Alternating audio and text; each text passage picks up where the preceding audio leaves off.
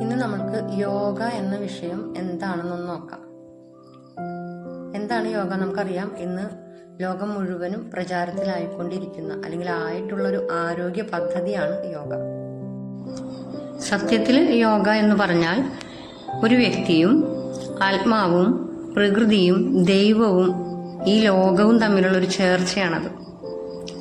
നമുക്ക് പലപ്പോഴും നമ്മളൊക്കെ ചിന്തിക്കുന്നത് നമ്മളുടെ ജീവിതശൈലി രോഗങ്ങൾ മാറ്റാനുള്ളൊരു ബാഹ്യ അല്ലെങ്കിൽ ഒരു ഫിസിക്കൽ എക്സർസൈസ് മാത്രമാണെന്നാണ് നമ്മളേവരും. ഏറെക്കുറെയൊക്കെ സാധാരണക്കാരായ നമ്മൾക്കത് തന്നെയാണ് ആവശ്യവും. പക്ഷേ അതോടൊപ്പം യോഗയിലെ കുറച്ച് തത്വങ്ങൾ കൂടി നമ്മൾ ജീവിതത്തിൽ ഉൾപ്പെടുത്താൻ ശ്രമിച്ചാൽ ആ വ്യക്തി കംപ്ലീറ്റ്ലി ക്ലീൻ അല്ലെങ്കിൽ പ്യുവർ, ക്രിസ്റ്റൽ ക്ലിയർ എന്നൊക്കെ പറയില്ലേ, ഒരു മാലിന്യങ്ങളും ഇല്ലാത്ത ഒരു വ്യക്തിയായി മാറുമെന്നതിൽ യാതൊരു സംശയവുമില്ല. സ്വന്തം അനുഭവത്തിന്റെ വെളിച്ചത്തിൽ നിന്ന് കുറച്ച് കാര്യങ്ങൾ ഇവിടെ പ്രസന്റ് ചെയ്യാണ്. നമ്മുടെ ഋഷിമാര് നമ്മളുടെ തന്നെ ഏറ്റവും മെച്ചപ്പെട്ട ആരോഗ്യത്തിനും ബുദ്ധിക്കും ഏറ്റവും നല്ല കർമ്മത്തിനും വേണ്ടി കണ്ടുപിടിച്ചിട്ടുള്ള അല്ലെങ്കിൽ രൂപപ്പെടുത്തി വികസിപ്പിച്ചിട്ടുള്ള ഒരു കലയാണ് യോഗ. ആയുർവേദവും പ്രകൃതി ചികിത്സയുമായി സംയോജിപ്പിച്ച് പല മാനസിക രോഗങ്ങളെയും സുഖപ്പെടുത്താൻ യോഗയ്ക്ക് കഴിയുമെന്നത് യാതൊരു സംശയവുമില്ല. അപ്പോൾ യോഗയുടെ ഗുണങ്ങളും യോഗ ചെയ്യുന്നതും എല്ലാം നമുക്ക് വഴിയെ ഓരോന്നോരോന്നായി വളരെ പതുക്കെ പഠിച്ചു മുന്നോട്ട് പോകാം. വളരെ സമയമെടുത്ത് സാവധാനത്തിൽ നമ്മൾ ജീവിതത്തിലേക്ക് ഉൾക്കൊള്ളേണ്ട ഒന്നാണ് യോഗ എന്ന വിഷയം. ഒരു ഹോളിസ്റ്റിക് ജീവിതം എന്നുള്ള നിലയിൽ യോഗേനെ 4 മാർഗങ്ങളായിട്ട് ഭഗവത്ഗീത ഡിവൈഡ് ചെയ്തിട്ടുണ്ട്, വിഭജിച്ചിട്ടുണ്ട്. അത് നമുക്ക് എന്താണെന്ന് നോക്കാം.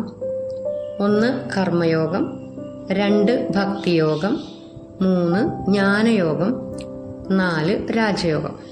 ഇനി ഓരോന്നും എന്തിനെ സൂചിപ്പിക്കുന്നു എന്ന് നോക്കാം. കർമ്മയോഗം പ്രവൃത്തിയിൽ അധിഷ്ഠിതമായിട്ടുള്ളതാണ്, നമ്മുടെ കർമ്മത്തിൽ. ഭക്തിയോഗം ഭക്തിയിൽ അധിഷ്ഠിതമായിട്ട്, അറിയാമല്ലോ ഭക്തി എന്താണെന്ന്. ജ്ഞാനയോഗം എന്ന് പറയുമ്പോൾ അറിവിൽ അധിഷ്ഠിതമായിട്ടുള്ളതാണ്. ഇനി അവസാനത്തേതാണ് രാജയോഗം. അത് രാജമാർഗത്തിൽ അധിഷ്ഠിതമായിട്ടുള്ളത്. എന്താണ് രാജമാർഗം? ഏറ്റവും ഉയർന്ന അറിവിലേക്ക് എത്തണം നമ്മൾ. അതാണ് രാജമാർഗം. ഏറ്റവും ടഫായിട്ടുള്ളതും അത് തന്നെയാണ്. ഇതാണ് 4 തരത്തിലുള്ള യോഗങ്ങൾ.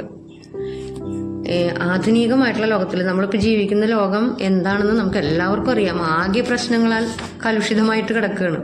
അപ്പോൾ അങ്ങനത്തെ ഒരു ലോകത്തിൽ ജീവിക്കുമ്പോൾ നമ്മൾ പ്രകൃതിയുമായിട്ട് സമരസപ്പെട്ട് ഐക്യത്തിൽ വേണം ജീവിതം സാധ്യമാക്കാൻ. അതിനു വേണ്ടിയിട്ടാണ് ഈ 4 യോഗങ്ങളും കൂടി സമന്വയിപ്പിച്ച് നമ്മളോട് മുന്നോട്ട് കൊണ്ടുപോകാൻ നമ്മുടെ ഋഷിമാർ പറഞ്ഞിരിക്കുന്നത്. അതിൽ ആദ്യത്തേത് കർമ്മയോഗമാണ്. അത് മാത്രം നമുക്കിപ്പോൾ ഒന്ന് നോക്കാം. പ്രവൃത്തിയിൽ അധിഷ്ഠിതമായിട്ടാണ് പറഞ്ഞു. അതായത് നമ്മുടെ കർമ്മങ്ങളെല്ലാം സ്വാർത്ഥതയില്ലാത്ത കർമ്മങ്ങളായിരിക്കണം. ഇവിടെ കർമ്മം നമ്മളൊരു ആരാധനയായിട്ട് കണക്കാക്കണം.